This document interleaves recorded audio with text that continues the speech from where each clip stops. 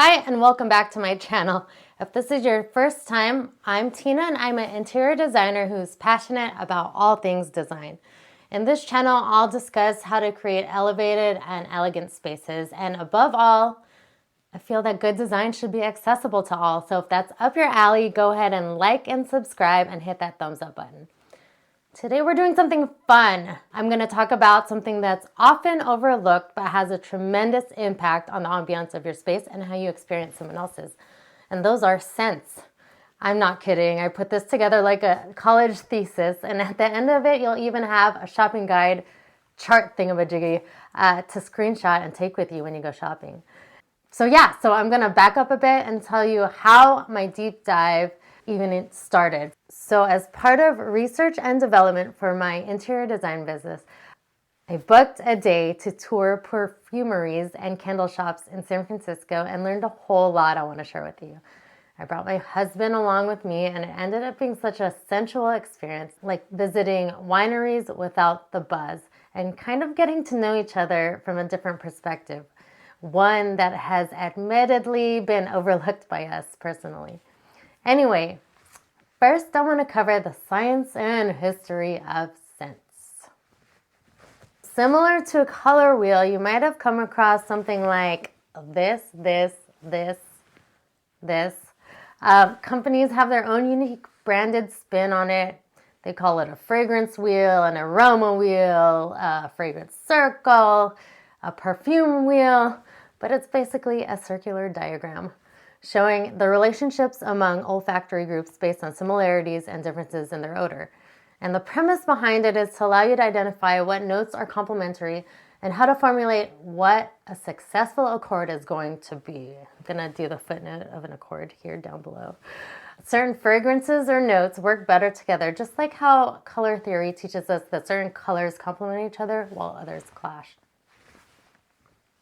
The first fragrance wheel was created in 1949 by Austrian perfumer Paul Jelinek. Sorry if I'm mispronouncing his name. I looked it up earlier. Now that we have the history of it, I'm going to cover the sensual experience in two categories for your home. You can make assumptions about what I'm going to uncover for personal cologne and perfume, but we aren't going to go there today. We're not going to touch it. So this is based on the experience you and your guests will share for personal use or for hosting. First, I'll cover scents for personal use. Choosing the perfect scent for a space may seem simple, but it's a bit more complex than it appears. Different scents have different effects on our mind and body and can strongly influence our mood and behavior. For example, lavender is known to have a calming and relaxing effect that helps to reduce stress and anxiety. This makes it an ideal scent for your bedroom or bathroom. Similarly, citrus scents like a lemon or grapefruit are refreshing and invigorating, making them perfect for a morning boost on your vanity, in your home office, or in your gym. Woody scents like cedar, sandalwood, and vetiver, on the other hand, are earthy and grounding, making them a great choice for the living room or meditation area. But it's not about picking scents that match your space or the occasion. The scent you choose can also reflect your personality and character and set you up to feel a certain way. For example, if you're confident or a bold person, or you want to channel that before something like a big pitch you have coming up, you may want to fire up something spicy or musky that makes a statement. If you're more relaxed and easygoing, you may prefer floral or fruity scents that are light and refreshing. Remember, the scent you choose for your space is a reflection of who you are and can set the tone for your entire day. So take some time to explore different scents, experiment, and find the ones that really resonate with you the most.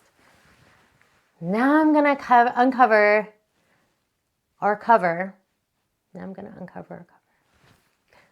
the second piece of my thesis, scents for hosting. Dun, dun, dun. Unlike scents for personal use or to convey a specific aura, since smell is such a personal preference and memory-inducing, finding home scents for hosting can be a little tricky. On one hand, you don't want to offend or exclude anyone, but on the other, you want it to be memorable and serve as a foundation to the experience you want to share. scents that people have a strong reaction to or an opinion about, whether good or bad, are ones I would stay away from. And I'm going to list them based on my own personal experience and preference and taste. So please take this with a grain of salt. Some of these scents that people would have a strong reaction to include patchouli, floral, tobacco, vanilla, and anything sugary or sweet. When you pick a scent for hosting, it's important to note season, the reason for having guests over, what it's a celebration for, if it's a celebration, a mom's night in, football game, the food and drinks that will be served, and the time of day. But in general, scents that tend to not be overbearing, intrusive, or too personal include woods, citrus, fruit, herbs, and leather. That said, I'm going to hit you with a list of scents I highly recommend for hosting various occasions during different seasons or just to enjoy on your own. And I'll link them down below.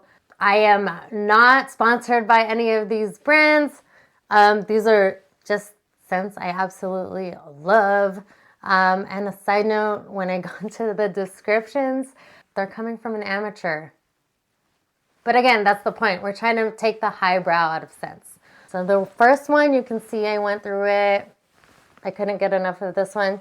This is Tina and Holy Basil. It's an invigorating scent that smells like fresh cut herbs on a sunny day with a hint of citrus. And you guys, I use this for deep work. It would be good for your wake up routine, getting ready in the morning, out on a vanity, doing your makeup, for gathering for brunch. I love this one. The next one is Le Labo in Fig 15.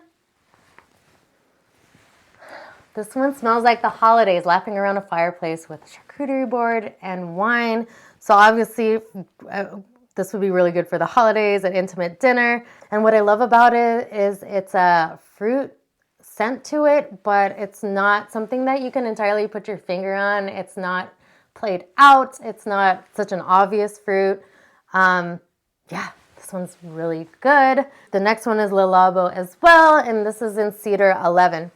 This smells like a wood-clad study full of leather-bound books or the inside of a vintage Porsche. I mean, I cannot get enough of this one. So this one would be also good for the holidays, not as obvious as like regular cinnamon or that kind of pumpkin smell.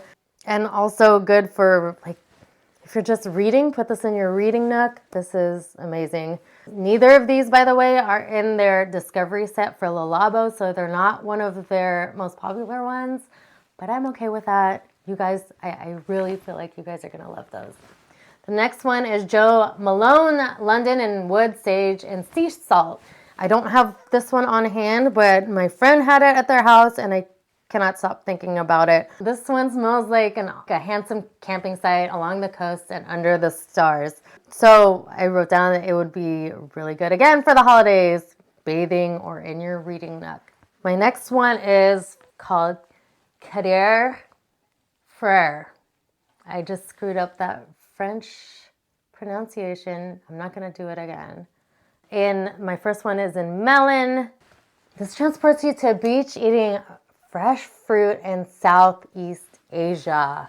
I mean, look at this packaging. This would be a really pretty host gift. This is at the higher price point, $65. But I swear it's worth the investment. One would be good for your wake up routine, for cleaning, and even a day party. My next one, same brand. I'm not going to murder the name. It is in Absinthe. So it's this one. I have this in my bedroom. This is fresh and herbaceous with a hint of mint that feels cozy and works as a sophisticated alternative to basic holiday scents. You guys can tell I'm over basic holiday scents and just basic scents in general. So this one would be really good aside from holiday hosting, for game days, and for your meditation space. My next one is the swankiest, the most expensive. This one is probably one of my faves ever. This is Trudon in Ernesto. That's the packaging, super swank. Smells of harvest time in Napa Valley with the complexity of cab oak barrels surrounding endless stories to share. I wrote down that this would be really good for a romantic dinner, for bathing, or an intimate gathering. Now my last one is a last minute addition. It is one that I came across when we were out shopping in Brooklyn during the summer.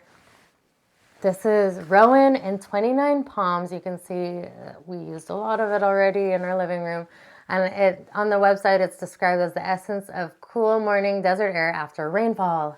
It opens with eucalyptus and desert sage. There's some base notes of cedar and Palo Santo. And then there's a delicate nuance of rain and sweetness with white musk. What I love about this is it's a California-based brand. It's carcinogen-free, recyclable. The packaging is recyclable, and it's cruelty-free. So that's my little roundup. Again, I'm gonna put a little visual here, a shopping chart that you can screenshot if I could figure out how to do that. So I hope you enjoyed this. I'm really excited. I've been working on some things that I can't wait to tell you guys about, but this is it for now. Thank you for watching, and I will see you in the next episode. Okay, did I get it? John, are you asleep?